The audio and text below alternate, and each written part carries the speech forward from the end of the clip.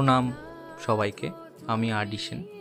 আজকে আমি আমার প্রাণের এবং প্রিয় জেলার সম্বন্ধে বলতে চাই, মালদা জেলা। এই জেলায় শুধু আমার জন্ম হয়নি, এই জেলা আমাকে অনেক কিছু শিখিয়েছে, অনেক কিছু দিয়েছে, অনেক কিছু পেয়েছি শিখতে। এই জেলা আমার কাছে অনেক প্রিয়। যতটা আমার প্রাণ, ততটা আমার এই জেলা ততটা প্রিয়। কারণ এই জেলাতে চৈতন্য মহাপ্রভু স্বয়ং এসেছিলেন, দিয়ে সবাইকে জাগরিত করেছিলেন।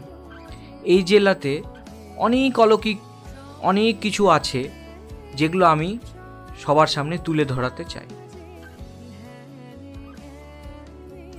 এই জেলায় বিভিন্ন রকম স্থান আছে, যেখানে অলৌকিক এবং রহস্যে মোড়া। আশীর্বাদ করুন নেক্সট ভিডিওগুলোতে সেগুলো আপনাদের সামনে তুলে ধরতে পারি। পাশে থাকবেন। জয় শ্রী জগন্নাথ।